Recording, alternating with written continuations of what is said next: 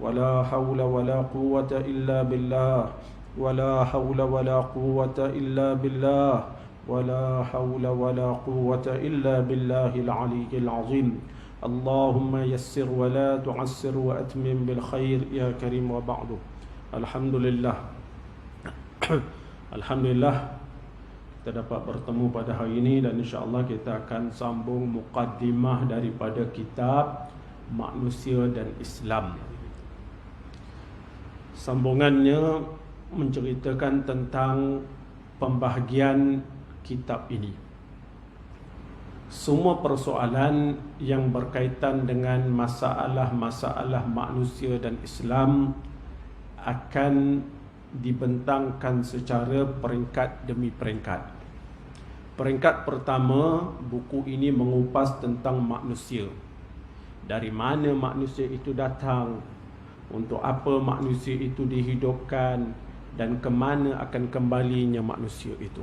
Maka berkaitan dengan manusia ini akan diterangkan.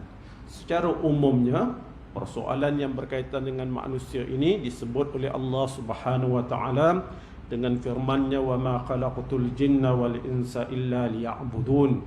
Dan ingatlah, tidaklah aku menciptakan jin dan manusia melainkan untuk mereka menyembah, iaitu beribadah kepadaku. Itu antara tujuan pokok diciptakannya manusia. Beribadat dalam ayat ini, kan dia kata, tidaklah aku jadikan jin dan manusia itu melainkan untuk menyembah, iaitu beribadat kepadaku. Beribadat dalam ayat tersebut mempunyai erti yang luas. Beribadat kat sini, menyembah Allah ini mempunyai ibadat yang luas, erti yang luas. Bukan hanya beribadat dalam erti kata yang sempit dan yang lumrah difahami. Kalau orang tanya ibadat tu apa, orang akan cakap semayang, puasa, zakat, haji, itu je lah ibadat.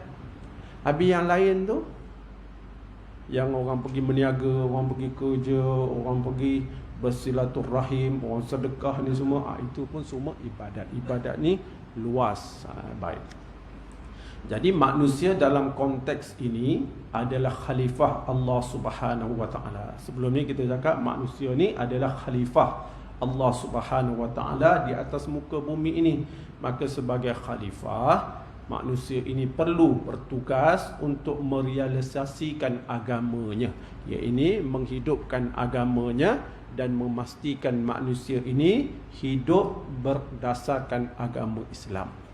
Itu tujuan, antara tujuan menjadi khalifah, dan menyelesaikan tanggungjawab persoalan yang timbul di atas muka bumi ini menurut seperti mana yang dikehendaki oleh Allah Subhanahu wa taala. Itu tugas khalifah itu.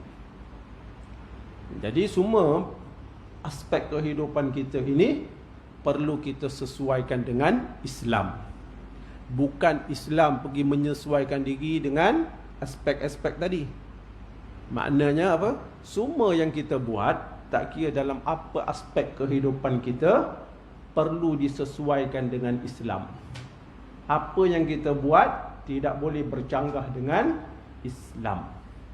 Maka khalifah yang dilantik, orang yang diberi amanah, kena mengelolakan setiap aspek kehidupan ini supaya bersesuaian dengan perintah agama, iaitu Islam. Sebab itu tanggungjawab manusia yang nama khalifah tadi ialah melaksanakan perintah Allah di dalam kehidupan. Habis. Peringkat kedua daripada buku ni, kalau ikut buku ni, buku yang tebal ni, XXV11. Apa nombor tak tahulah. Peringkat kedua dalam buku ni, setelah makhluk yang bernama manusia itu mengetahui tentang dirinya sebagai khalifah Allah Subhanahu wa taala, maka persoalan agama akan timbul. Tadi manusia dah kenal diri dia siapa, khalifah. Sekarang masalah agama akan timbul. Apa itu agama? Apakah yang diberikan oleh agama kepada manusia? Apa hubungan antara manusia dengan agama ni? Manusia perlukah kepada agama ni untuk hidup? Maka persoalan yang berkaitan dengan agama akan diperbincangkan. Kemudian disusuli dengan masalah persoalan berkaitan dengan manusia. Peringkat ketiga, manusia ni perlu kepada agama. Okey, kita dah tahu agama ni apa benda, manusia ni apa tujuan dia, agama ni apa pentingnya kepada manusia, dah tahu, maka manusia, kesimpulannya manusia perlukan kepada agama.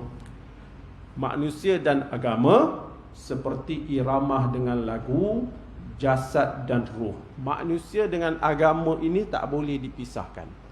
Kalau manusia cuba memisahkan aktiviti kehidupan dia daripada panduan agama, maka manusia tu pasti rosak. Boleh faham saya cakap?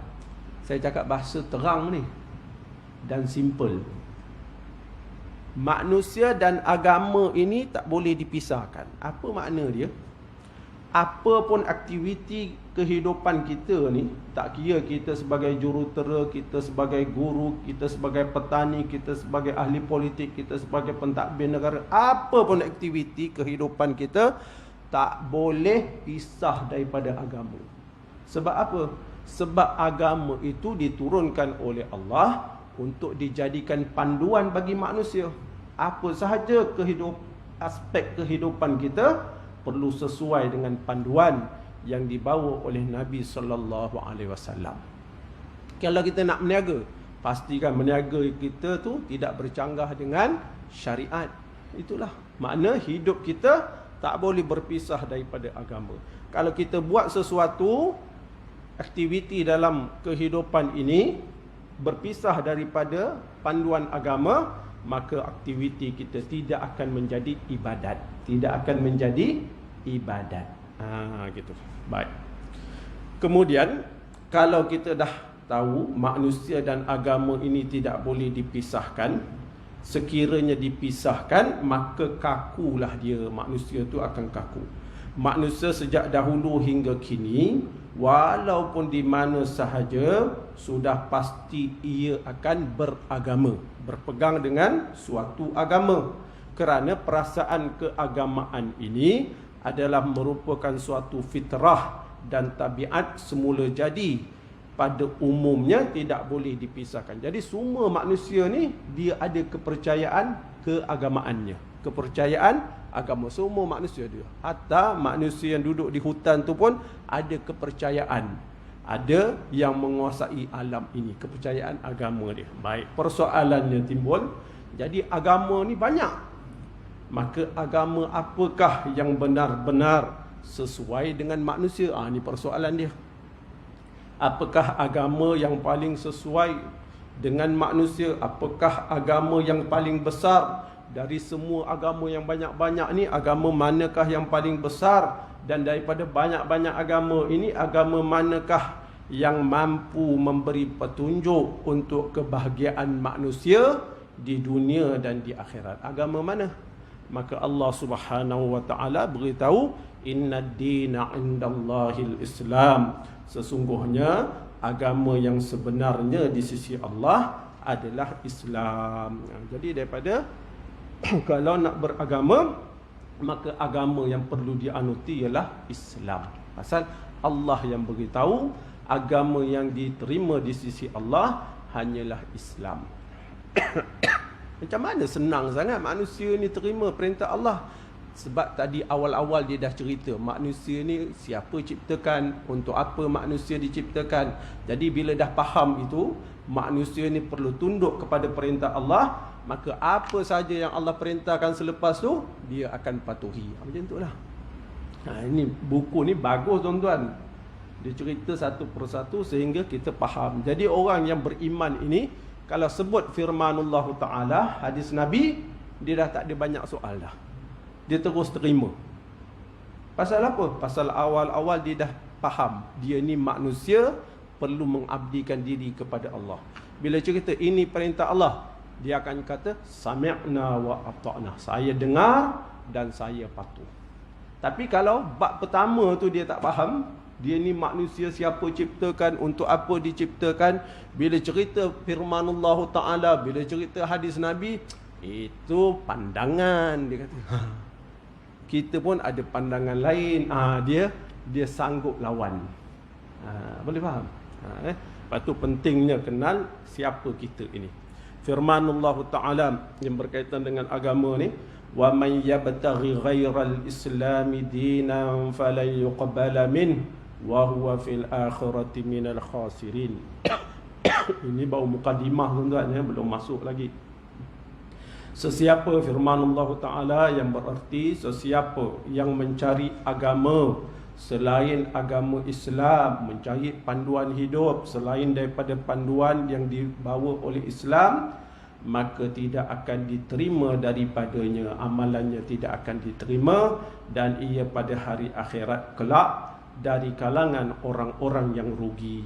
Makna kalau kita buat sesuatu aktiviti kehidupan ini, sama ada berkaitan dengan ibadat khusus ataupun ibadat umum yang kita kerja-kerja tu, kita usaha tu semua, kalau tak sesuai dengan panduan agama, panduan Islam, amalan itu tidak diterima. Pentingnya kita mempelajari Islam ini supaya kita dapat memastikan benda yang kita buat ini dalam kehidupan ini sesuai dengan apa yang diajar oleh Allah Subhanahu wa Ta'ala. Agama Islam adalah agama fitrah. Apa makna fitrah? Iaitu agama yang suci, lagi sesuai dengan tabiat semula jadi manusia. Agama ni agama fitrah. Selalu orang sebut kan, agama ni Islam ada agama fitrah. Apa maknanya? Fitrah ni makna sesuci, dia suci, dan agama Islam ini sesuai dengan tabiat manusia, tabiat semula jadi manusia. Pasal tu dalam Islam, walaupun nak jadi orang yang hebat, nak menjadi orang yang mempunyai kedudukan yang tinggi di sisi Allah, manusia itu tetap dibenarkan, diharuskan mempunyai hubungan suami isteri. Pasal tabiat semula jadi manusia tu memang memerlukan pasangan. Memang memerlukan pasangan. Tapi ada pula agama lain, kalau nak mencapai suatu kedudukan yang tinggi di sisi agama, maka tak dibenarkan kahwin. Itu bercanggah dengan tabiat semula jadi manusia. Jadi itu kita kata Islam ini agama fitrah, iaitu suci dan sesuai dengan tabiat semula jadi manusia. Sebab yang menurunkan Islam ini ialah Allah, yang menciptakan manusia dan alam ini juga ialah Allah. Jadi Allah lah yang lebih mengetahui apa yang sesuai dengan sifat tabiat semula jadi manusia. Tabiat semula jadi manusia yang baiklah, bukan yang tabiat yang buruk. Baik. Fa'qim wajhaka lid-din hanifa fitratallahi allati fataran nasa 'alayha la tabdila li khalqillah dzalika ad-dinul qayyim walakinna aktsaran nasi la ya'lamun. Surah Ar-Rum ayat 30. Setelah jelas kesesatan syirik itu, maka hadapkanlah diri kamu, wahai Muhammad, kamu dan pengikut kamu, wahai Muhammad, ke arah agama yang jauh dari kesesatan. Jangan, kalau kamu dah tahu agama lain ini sesat, mensyirikkan Allah, maka hadapkanlah diri kamu kepada agama yang hanif, yang jauh daripada kesesatan. Ini agama Allah, iaitu agama Allah. Allah yang mana? Allah yang menciptakan manusia dengan keadaan bersedia dari semula jadinya untuk menerima agama ini. Jadi sifat semula jadi kita ni boleh menerima Islam ini. Tidaklah patut ada sebarang perubahan pada ciptaan Allah itu. Itulah agama yang betul, lurus. Tetapi kebanyakan manusia tidak mengetahui. Allah beritahu Islam inilah agama yang benar, lurus, tapi kebanyakan manusia tidak mengetahui, sehingga akhirnya ada manusia menjadikan batu-batu sebagai sembahan. Ada yang menjadikan bulan bintang sebagai sembahan. Ada manusia dia mencipta sesuatu bentuk objek, akhirnya dia sembah objek tersebut. Tapi orang tu tetap merasa dia betul. Baik. Sebenarnya dia telah lari daripada agama yang benar. Peringkat keempat daripada buku ini, setelah manusia mengenali Islam dengan jelasnya, manusia wajib beriman kepada Allah Subhanahu wa taala dan mesti melengkapkan diri dengan ciri-ciri iman sepenuhnya. Dari iman itu sudah pasti lahirlah amal, sebagai pernyataan daripada iman tersebut. Jadi manusia bila dah kenal Islam ini agama yang sebenar, maka datanglah kerja yang utama dalam agama, iaitu beriman kepada Allah Subhanahu wa taala. Berkaitan dengan iman. Iman yang benar akan melahirkan amal-amalan. Iman yang benar akan melahirkan amalan, kerana amalan itu manifestasi kekuatan iman seseorang. Tuan-tuan boleh beramal sanggup bangun subuh ni pasal apa? Pagi-pagi orang tengah tidur kita sanggup bangun subuh semayang pasal apa? Pasal iman tadi. Iman itu beritahu semayang ini wajib, kita sebagai hamba Allah wajib patuh iman. Kalau kita taat perintah Allah, Allah sediakan kebaikan. Kalau kita langgar, Allah akan beri siksaan. Hidup kita tidak berkat dan sebagainya. Iman, kepercayaan, keyakinan itu menyebabkan manusia ni sanggup melakukan ketaatan kepada Allah. Tapi kalau orang ni tak taat perintah Allah ni pasal apa? Pasal dia tak tahu ke? Bukan. Pasal iman itu belum masuk ke dalam hatinya. Dia tahu ni tahu lain, iman cerita lain. Tahu setakat maklumat lah, tahu maklumat, tetapi dia tidak boleh mempengaruhi manusia. Tapi iman dia boleh mempengaruhi manusia. Jadi apabila seseorang itu beriman kepada Allah, maka kalau imannya benar akan melahirkan amalan-amalan yang menuju kepada mentaati perintah Allah Subhanahu wa taala. Pasal itu Rasulullah sallallahu alaihi wasallam pernah bersabda, "Laisal imanu bitamanni, walakin ma waqqara fil qalbi wa saddaqahu al-amal." Artinya iman itu, kata Nabi, tidaklah cukup dengan berangan-angan dan berkata-kata sahaja. Iman ini bukan angan-angan, bukan kata-kata. Nak kata-kata kan, itu semua orang boleh. Dah saya telah beriman, dia semua orang boleh cakap. Lepas tu iman ini bukan sekadar angan-angan dan berkata-kata sahaja, akan tetapi iman ini mestilah dengan keyakinan yang bulat di hati dan diikuti dengan amalan-amalan yang sesuai dengan iman itu. Jadi iman ialah keyakinan dalam hati dan dibuktikan dengan amalan-amalan, diikuti dengan amalan. Untuk beramal, jadi tadi iman, kemudian datang pula untuk beramal. Untuk beramal menurut kehendak iman, maka ibadat-ibadat disyariatkan. Boleh nampak susur galuh cerita ni. Tadi iman percaya, jadi iman ni perlu amal, datang pula syariat. Kita pula kena tahu tentang hukum-hukum syariat.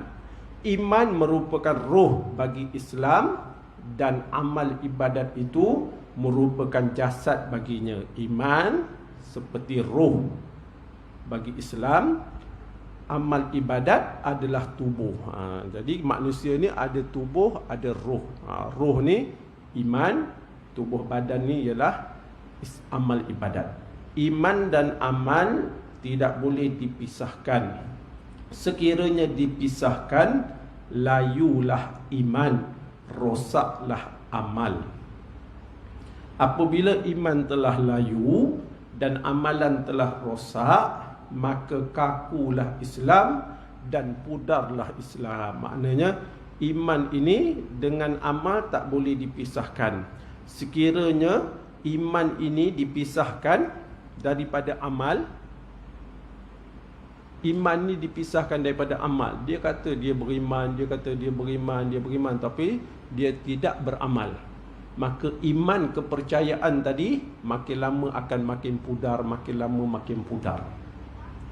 Tapi kalau kita beramal, membersihkan diri, mensucikan diri, iman yang ada tu makin lama makin bertambah kuat, bertambah yakin kepada Allah Subhanahu wa taala. Tapi kalau kita tidak beramal, iman tadi akan berkurangan dan akhirnya menjadi pudar. Gitulah. Allahu akbar. Maka apabila iman telah layu, telah pudar, dan amalan pula telah rosak, maka kakulah Islam dan pudarlah Islam daripada seseorang ini. Jadi bila orang ni tengok, macam ni ke orang Islam, macam ni ke Islam, macam ni ke Islam, memanglah bukan macam tu. Pasal dia iman pun dah layu, dah pudar, amalan pun dah tak ada. Jadi macam mana kita nak tengok Islam daripada peribadi tu? Tak mungkin. Kalau kita nak tengok Islam, peribadi Islam, kita kena tengok daripada orang yang benar imannya dan amalnya pula sesuai dengan apa yang diajar oleh Nabi SAW. Dia mengamalkan Islam dalam kehidupan. Barulah kita nampak Islam ni hidup di dalam kehidupan seseorang. Allahu Akbar. Ibadat dalam erti kata yang luas menjadi sendi-sendi utama untuk membangunkan Islam. Itulah tanggungjawab manusia untuk menunaikan amanah besar yang dipertanggungkan tadi, iaitu amanah yang diberikan kepada manusia untuk menegakkan agama. Amanah yang kita pikul ni, yang Allah pikulkan kepada kita ni, amanah sebagai khalifah Allah, iaitu amanah untuk menegakkan agama ini dalam kehidupan. Dengan tertegaknya agama, maka tertegaklah moral Islam yang berdasarkan nilai-nilai yang ditetapkan oleh Allah Subhanahu wa taala. Moral Islam adalah moral sejati untuk menjamin kestabilan hidup manusia umumnya. Apa makna tegakkan agama ni? Selalu kita dengar kan, perlu tegakkan agama kan. Apa yang kita faham?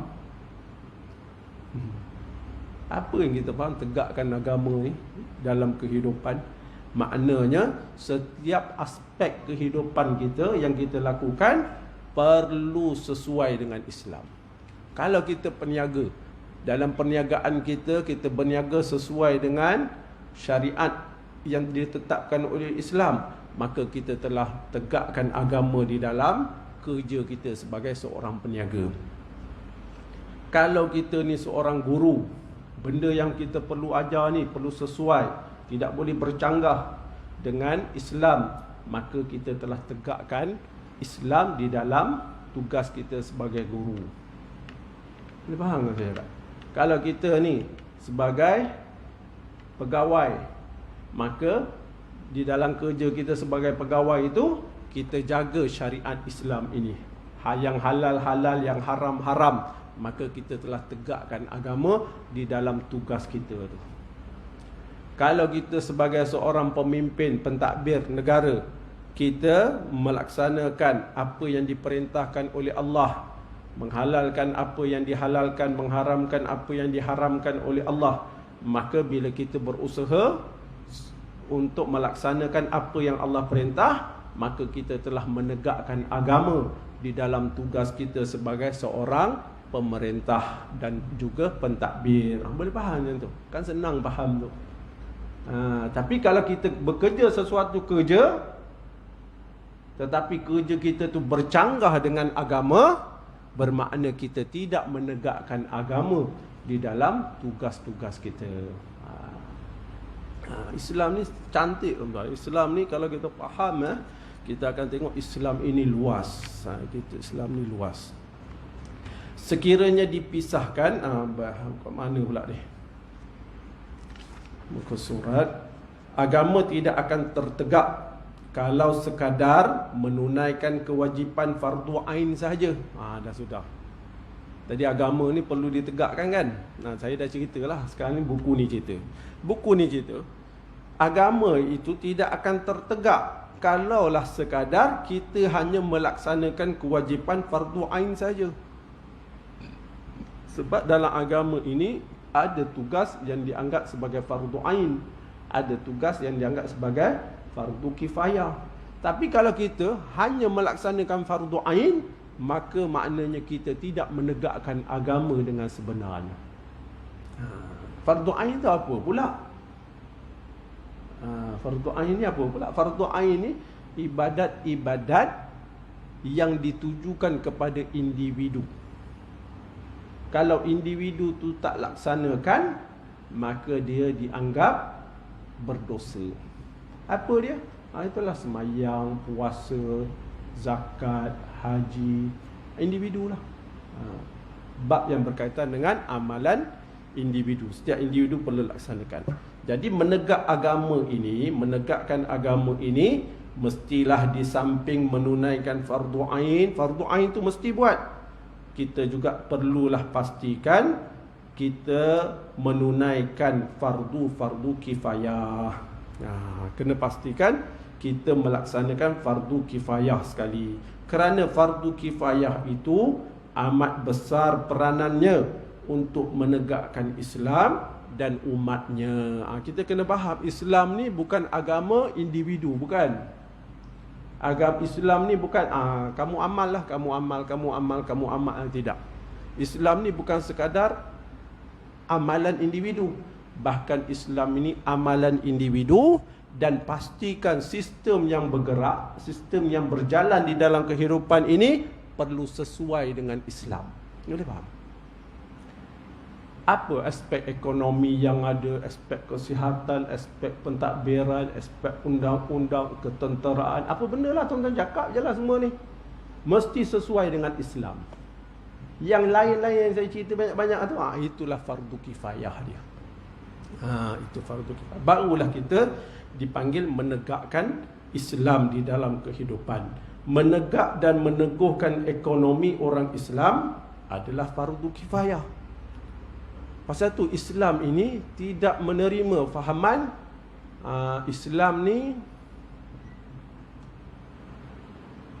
Islam dunia lain, akhirat lain.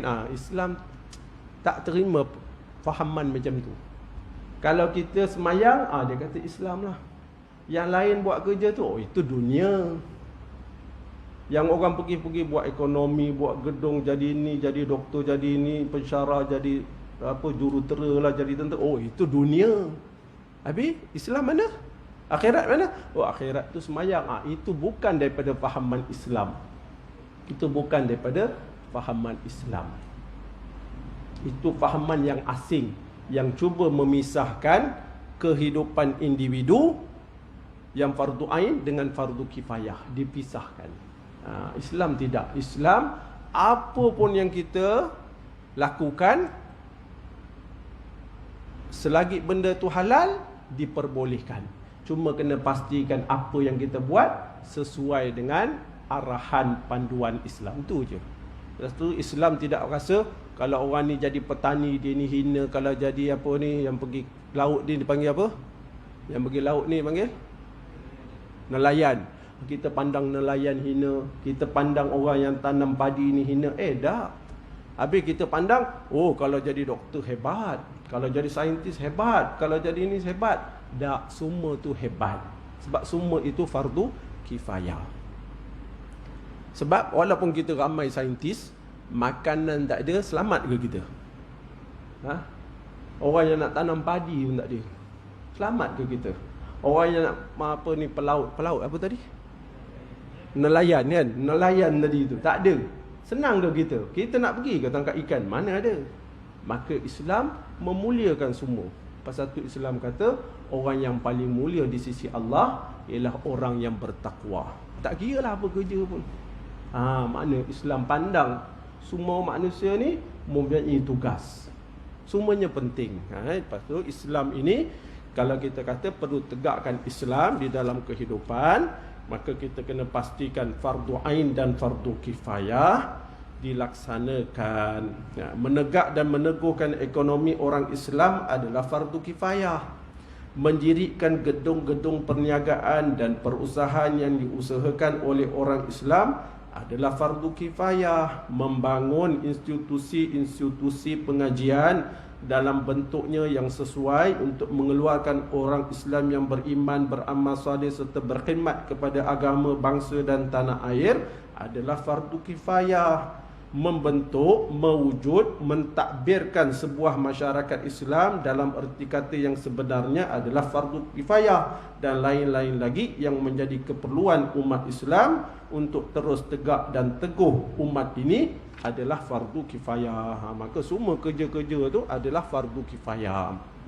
Cuma apa pun tugas kita, fardu ain ini tidak boleh kita jahilkan, tidak boleh kita alpakan. Setiap Muslim perlu tahu tentang perkara yang berkaitan dengan fardu ain, mesti tahu. Sama ada kamu doktor ke, kamu ahli politik ke, kamu petani ke, nelayan ke, apa ke benda ke, semua orang mesti tahu benda fardu ain ini, pasal dia kewajipan yang bersifat individu. Adapun benda fardu kifayah ni kena ramai-ramai buat, ramai-ramai buat. Begitu. Lepas tu masalah kita ni, kadang-kadang masalah kita ada saintis, tetapi saintis yang tidak kenal kepada agama dia sendiri. Kita ada doktor, tetapi doktor yang tidak bangga dengan agama dia sendiri. Kita ada ahli-ahli akademik ke, ahli-ahli perniagaan, orang kaya-kaya, tapi dia tak bangga dengan agama dia. Ini masalah yang timbul. Kita ada ahli politik lah, apa benda negarawan lah, tapi tak bangga dengan Islam dia. Ini masalah, pasal dia pisahkan kehidupan dia tu daripada Islam. Yang kita nak apa? Yang kita nak seorang doktor menguasai fardu kifayah dari segi perubatan, dalam masa yang sama dia bangga dengan dia Islam dan dia mempertahankan Islam. Itu yang kita nak. Kita nak jurutera yang hebat menguasai fardu kifayah ini, dalam masa yang sama dia bangga dia sebagai seorang Muslim dan dia sanggup mempertahan dan memperjuangkan agamanya. Itulah. Kita nak ahli politik yang hebat, kan, menguasai tentang pentadbiran, tapi yang paling penting kita nak mereka ni bangga dengan Islam yang dia anuti, sanggup mempertahankan Islam. Macam itulah, barulah betul. Barulah betul. Pasal tu kita tengok kadang-kadang orang ni seorang petani, seorang nelayan, tapi dia mempunyai rasa bangga dengan Islam, sehingga dia sanggup mempertahan dan menjaga Islam ini. Pasal apa? Pasal iman tadi. Sebab dia tidak memisahkan kehidupan dia fardu ain dengan fardu kifayah ni daripada Islam. Jadi apa pun yang dia buat, yang dia tahu dia mesti membawa Islam. Jangan, ini bukan marah, pelanggar. Boleh faham tak? Jadi setiap orang ni apa pun kerja dia bangga dengan Islam. Dan dia tahu dalam hidup dia yang paling penting dia menjaga Islam, mempertahankan Islam dan mendaulatkan Islam. Itulah maknanya kita menegakkan agama di dalam kehidupan. Dah 2 kali pun tak habis-habis mukadimah ni, apa hal? Jadi semua fardu kifayah itu sekiranya tiada siapa yang menyempurnakan, maka dosanya ditanggung oleh keseluruhan umat Islam. Fardu kifayah ni kalau semua orang tak ambil tahu, tak ambil kisah, sehingga tak ada orang Islam yang tahu tentang fardu kifayah ni, maka semua orang Islam ini berdosa. Macam sekarang lah, tuan-tuan kata, mana dia saintis Islam, kenapa tak buat vaksin ni? Kan, tuan-tuan tanya, kenapa tak buat vaksin yang suci lah, apa ni semualah. Itu fardu kifayah lah tu. Itu semua fardu kifayah. Tapi kena pastikan setiap kita mesti rasa bangga dengan Islam ini, dan mesti letak dalam pemikiran, apa pun kerja saya, yang paling penting saya menjaga Islam, mendaulatkan Islam dan memperjuangkan Islam di dalam kehidupan ini. Barulah manusia itu dia akan bergerak untuk menjadi khalifah di atas muka bumi ini. Wallahu ta'ala a'lam. Mudah-mudahan ada manfaat dan insya-Allah kita sambung pada minggu hadapan. Subhanakallahumma wa bihamdik asyhadu an la ilaha illa anta astaghfiruka wa atubu ilaik. Bismillahirrahmanirrahim. Wal 'asr innal insana lafi khusr illa alladhina amanu wa 'amilus solihat wa tawassaw bil haqq wa tawassaw bis sabr. Assalamualaikum warahmatullahi wabarakatuh.